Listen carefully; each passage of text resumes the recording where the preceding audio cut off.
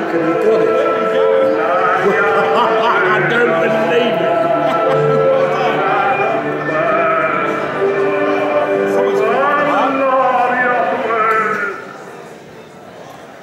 Wonderful. Thank you, everyone. Anyone else want to join us? If you're interested in Doctor Who, this is the place to be. I want to start with a little anecdote of my own. Many, many, many years ago, after Doctor Who had been away for a while, in my room I had a little black and white TV. And it was a Sunday evening, and I'd just come home and I turned it on, and there was your face. And you know, a little cap, and I thought, and then I saw something, I thought, good God, Doctor Who's back! And there you were. It was one of the most outstanding times of my teenage life after Doctor Who had been away, you know, been gone for a little bit. And there we were in Trial of the Time Lord. I had no idea it was coming back. Well, no, I mean, in fact, nearly finished before that. Yeah. And they took Trial of the Time Lord. I mean, Braid and Powell and that one. Might need to go straight into it rather than on the side. There we go. Try that. There we go. Powell and Gray didn't like it. Yeah. I wanted to take it off, and I know Colin Baker very well.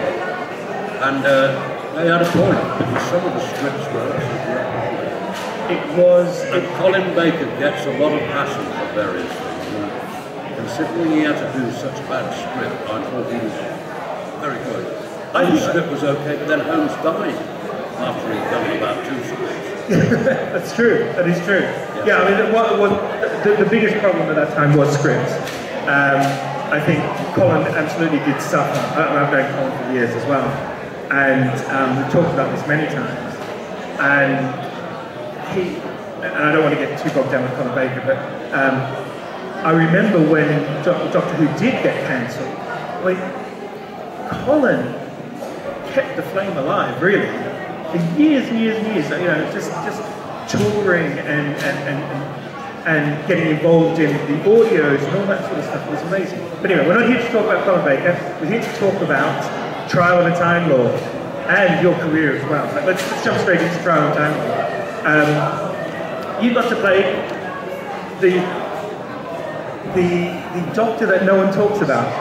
Really, the Valyard was a regeneration of the Doctor in the end. They should never have written it, actually, because they made a cross that they had to bear. I mean, what was John Hurt playing, for instance?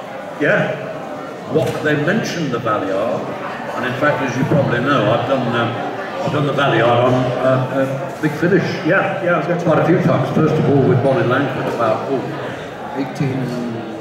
16, 17 years ago, and right back to McGann of last year.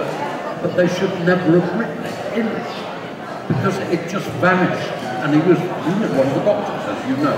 Yeah. I sign a lot of things where they've got all the doctors and they've got me with a question mark above them. Well, I actually really like the idea. I think as an idea, thinking that somewhere in the future there is a version of the Doctor that really is near the end of his life, or something has happened that has turned him to a point where he is cynical and, you know, whatever has happened. I think that's a really nice and interesting idea. I think the problem is the fact that it is kind of been forgotten. That's from my personal opinion. Anyway. Yeah, well, if you listen, I think the scripts actually, and Colin agrees with me generally, are much better on the Big Finish than they were actually on the television. By a long way, they're beautiful scripts. Yeah, they put a lot of work into it. I worked for Big Finish for quite a while, and I think the Valyard gets a much better. What's the word?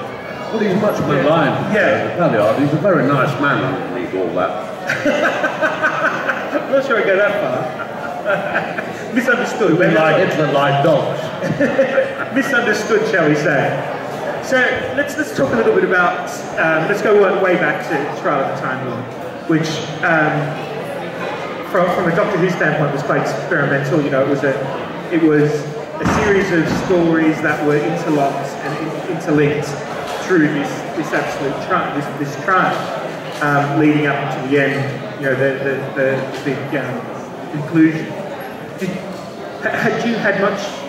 Did you know much about Doctor Who at that point? Was that something that you had an exposure to, or was it just a gig? Oh yes, I'd watched it right from the very beginning. Of course, because I was working in the theatre, I didn't watch it as much as I should have done, but I knew I'd seen nearly all the Troughton ones, and in fact I thought Troughton was marvellous.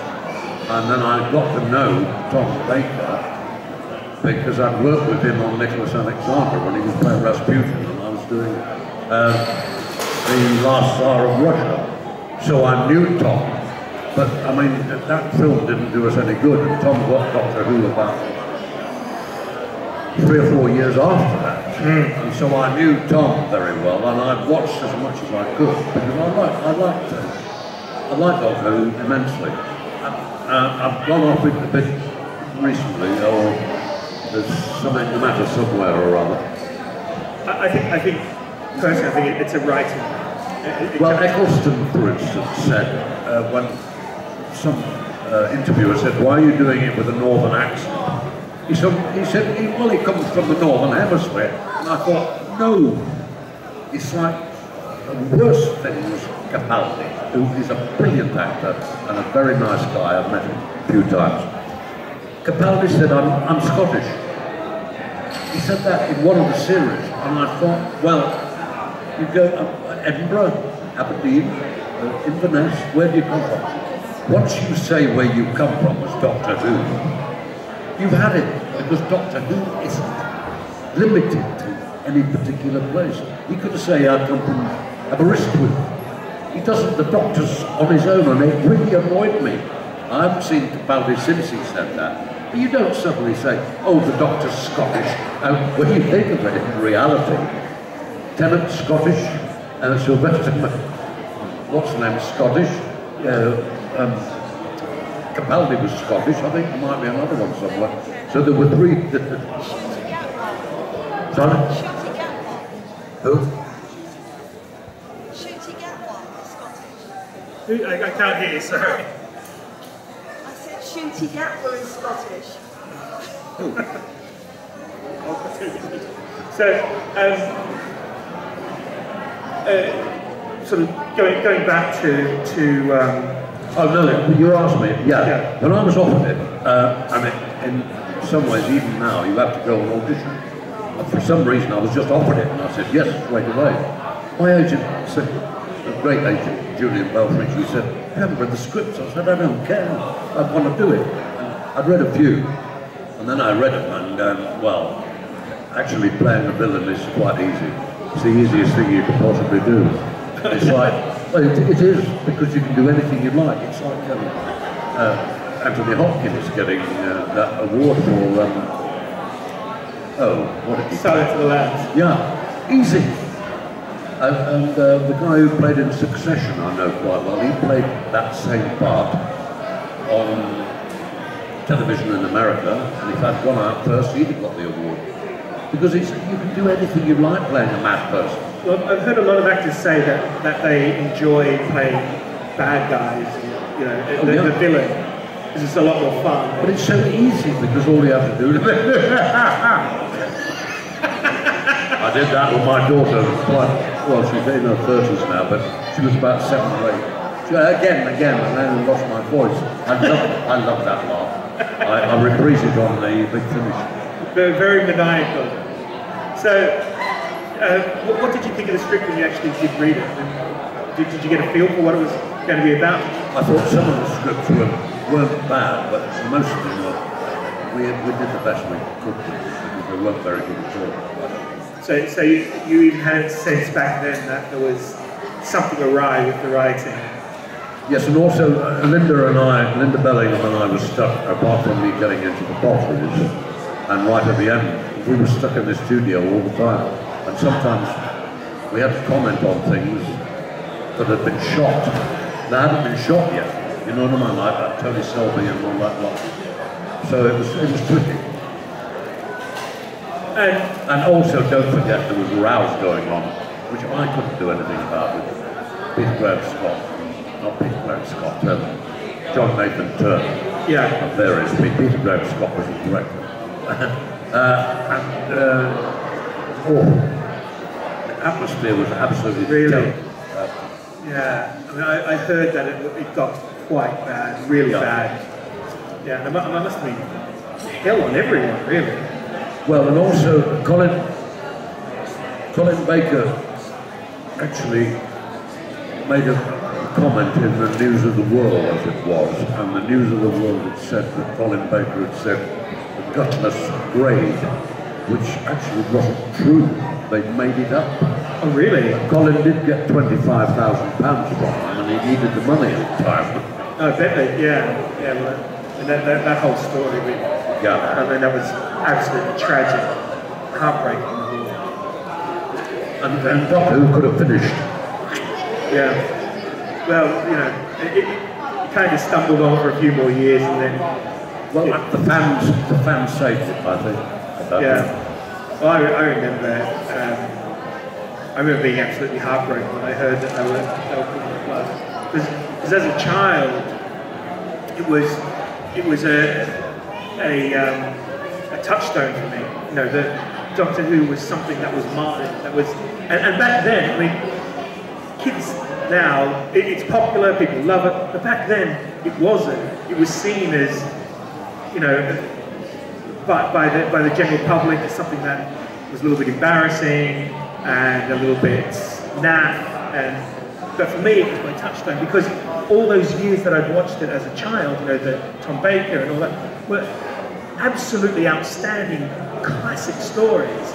So I had this touchstone in my life that even if the writing had become bad, it was still something that was mine.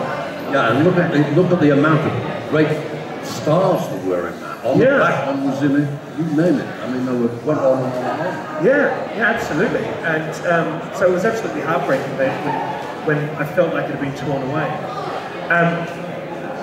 So moving forward, let's fast forward a little bit and talk about the Big Finish stuff, because I think the Valyard gets a much better scripts and much better stories in the later Big Finish, which I think outstanding. Again, Big Finish held the flame. You know, they kept Doctor Who going when it was gone. You know, the only Doctor Who we had for many, many years were these audio adventures. And the scripts are up and down, but I think over the years that became far and away stronger than anything that was in that period. And in fact, I didn't know this was going on, but I managed to get hold of Tom Baker the other day because I got worried about him because he lost a lot of weight, but he said he was okay, and he said he was doing a lot of Zoom with Big Finish. Right. Which hasn't obviously been published yet, but he's working on that. And he says he's been doing it off and on for about 2 years, which is great. Yeah, well, for years. That's just from his point of view. Yeah. The Valyard's totally different. I've only worked with Tom on one radio, which has nothing to do with Doctor Who. And what was that? Oh, it was with James Boland's widow, not James Boland's widow, James Boland's wife, and it was something about the Tsar, and I'm not sure. I can't remember. So let's talk about what you've done with Big Finish. Let's talk a little bit about how you figured the Valyard in that. Well, it's just fantastic scripts. The last one I did was with McGann, and in fact, my part as the Valyard was much bigger than McGann's, so he didn't mind. Well, what the story was about, it is centered around the Valyard, really, isn't it? Yeah. And of course, we didn't meet because for some reason he couldn't get to the studio, but it didn't matter because there's no pickup, so you can do it separately. Yeah. As long as you know what the other person's doing. Yeah. And how do you find doing voice work over actual acting? I mean, is that something you enjoy? Voice work? Yeah. Oh yeah. I remember speaking to actually David Tennant. This was before David Tennant became the Doctor. This is well before he was famous, and he worked on Big Finish audios. I'll tell you the story. It was at a big Finnish Christmas party, and there was this guy sitting in the corner, this skinny little guy sitting in the corner, all on his own. And I spoke to him, I said, who's that? And they said, oh, he's been in the unit stories. And I went over and spoke to him. We spoke for ages. It was David Tennant. He was really shy, and we started talking about Doctor Who, and he absolutely loved Doctor Who. And he said, I'd be happy to do these audios for the rest of my life, is what he said. My God. And look where he is now. Yeah, well, you see, the funny thing is, as you know, if you hear him, David Tennant, doing a commentary, he's got a Scots accent. Yeah. He does Doctor Who receive pronunciation. And going back to Eccleston, he said, I don't want to sound posh like Tom Baker. Anyway, I sent Tom an email saying, Eccleston said you're posh, you Liverpool. I was going to say, I've never... I mean, Tom Baker's not posh. He just does straightforward. Posh is and yeah. You know what I mean? That's what Eccleston. And Tom Baker's never been anywhere near posh. He does receive pronunciation, like we all have to do. Yeah, that's true. So I think we'll open up the floor to some questions, if anyone has any questions. Anyone? Speak now, forever hold your peace. Come on up. I can see you've got one, sir. Yeah, you got a question? Come on. There we go, nice and loud. Hi there again, Michael. I suppose the only question I would ask you in relation to what you said earlier, if there was anything you could change about Doctor Who, not just for the Valyard, but for the story that you would be in, what would it be and why? Anything I could change? Anything you could change. I tell you one thing. I saw an episode, I'll get round to it. I saw an episode of Capaldi, and it was set in Robin Hood's time. I don't know whether you remember it. Yeah.